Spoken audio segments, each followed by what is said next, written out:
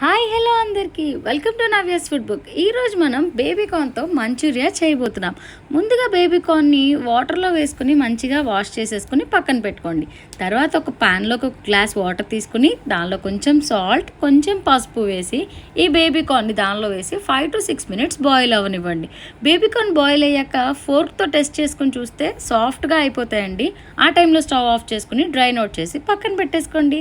తర్వాత చిన్న చిన్న పీసెస్గా కట్ చేసేసుకొని ఇంకో బౌల్లోకి కొంచెం మైదా, కొంచెం కార్న్ఫ్లవర్, ఇంకా పీసెస్కి సరిపోయేంత సాల్ట్, మనం బాయిల్ చేసేటప్పుడు కూడా వేసుకున్నాము, సో సాల్ట్ చూసుకొని వేసుకోండి.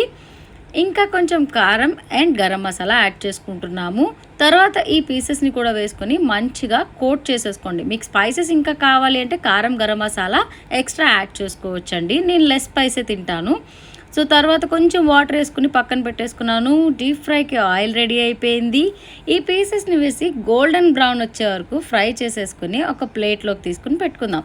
ఇప్పుడు మనం సాస్ ప్రిపేర్ చేసుకుందాం అనమాట. ఒక బౌల్లోకి కొంచెం tomato sauce, green chilli sauce, vinegar, ఇంకా సోయా సాస్ వేసాను. కొంచెం వాటర్ కూడా వేసుకుని ఉంచుకోండి.